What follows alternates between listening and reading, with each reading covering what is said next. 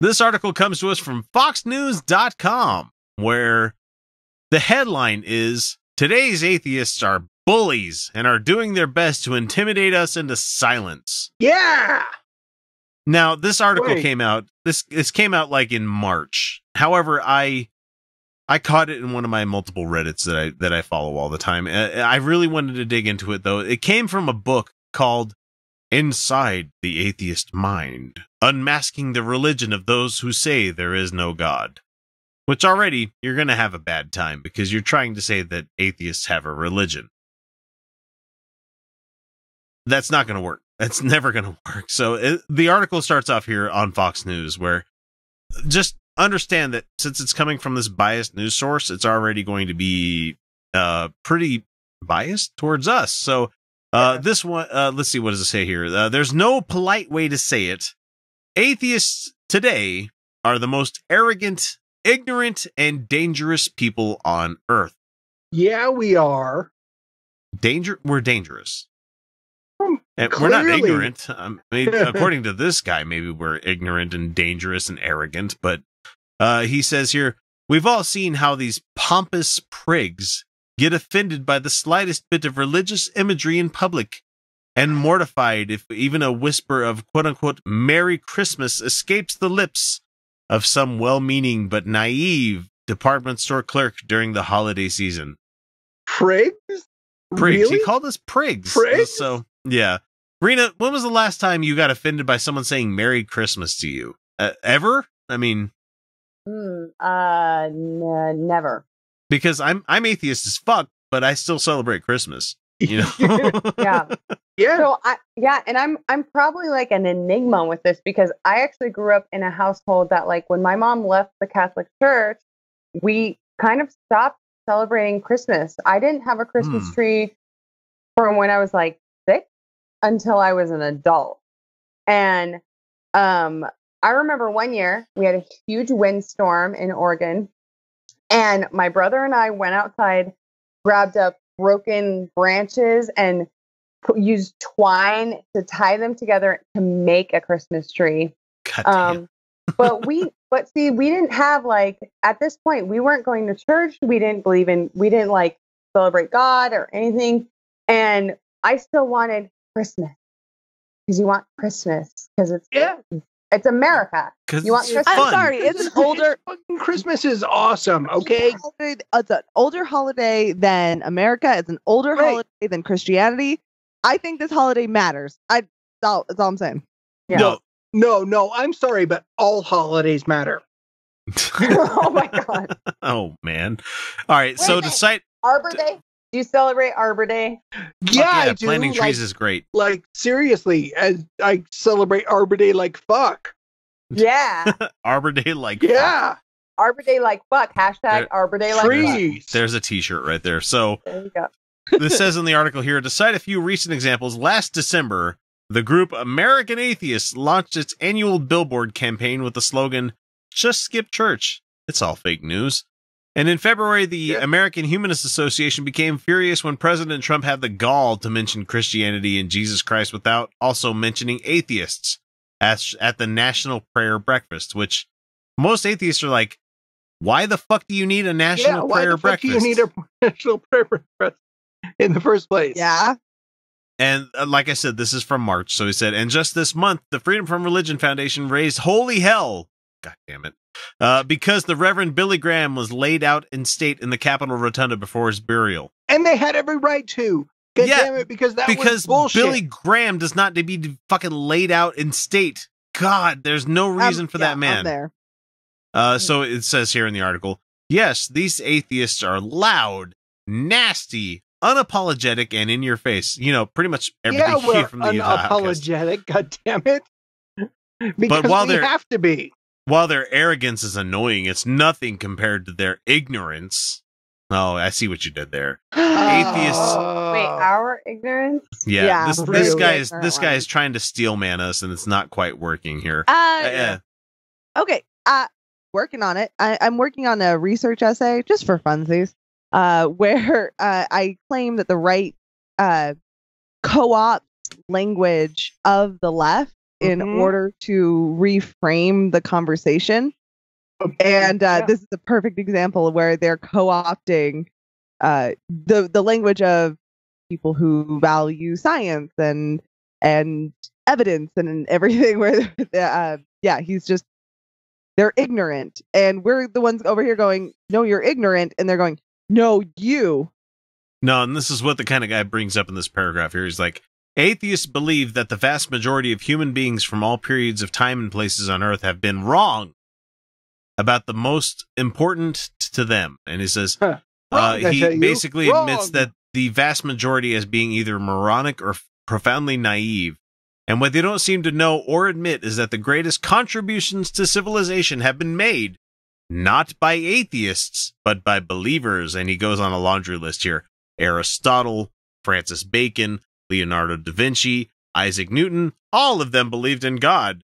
Wilhelm Röntgen, who was a Nobel Prize winner, list him here as the discoverer of X-rays. Is that right? I mean, that was Madame Curie, wasn't it? Or was that? No, radium. She was just radium. Radium. Honey. Okay. Yeah. So, is this a list of like Christian people only? Because like, if you're going to make a list of people, like, shouldn't they include like other beliefs? Like maybe there was like a Muslim scientist, or maybe there was like I just feel like it's funny where they're like the greatest people like help. It was a Muslim who figured out the ability to manipulate light in order to project it.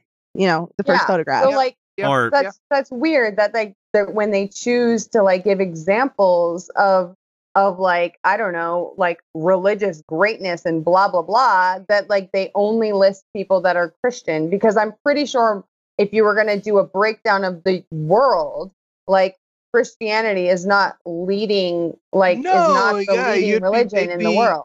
Why don't we talk about the mathematical advances of the Native Americans or the Chinese who had humongous advances? As Felicia said there, you have algebra, which is made by a Muslim. You have algorithms, which are made by a Muslim.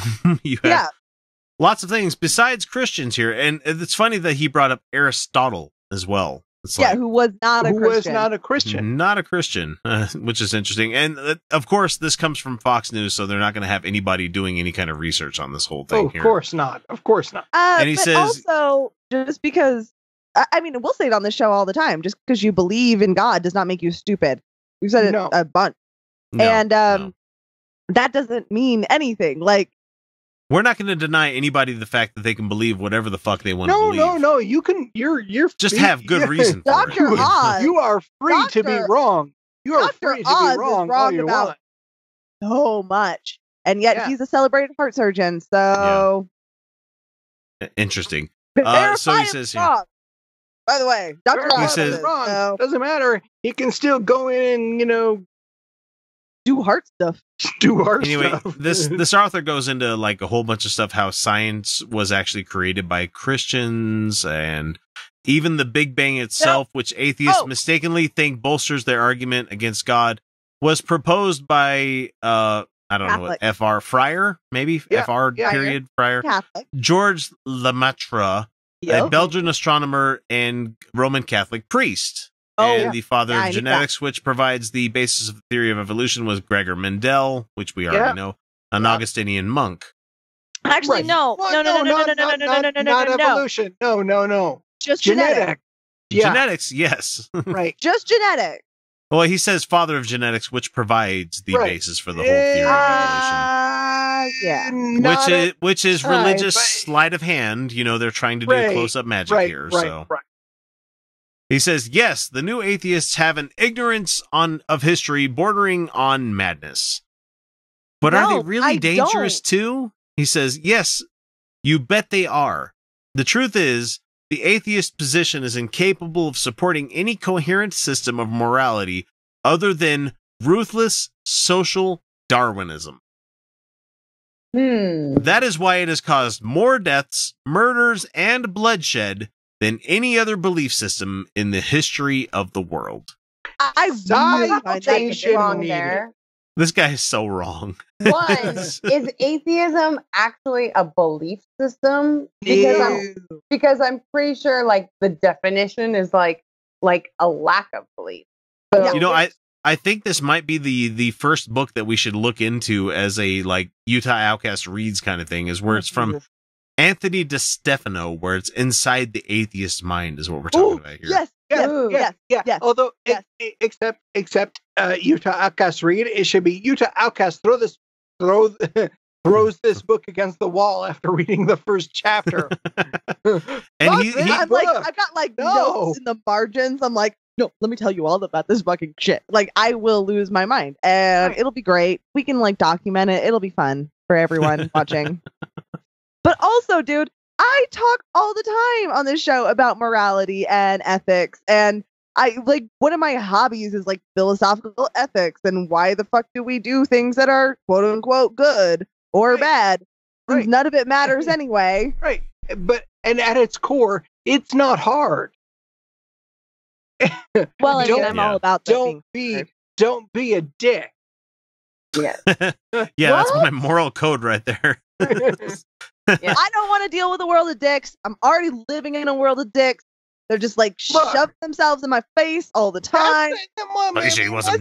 That's not like all bad, but you know, I did not ask for all these dicks. I did not consent to all these dicks. But taking yet that here they are. all the way, yeah.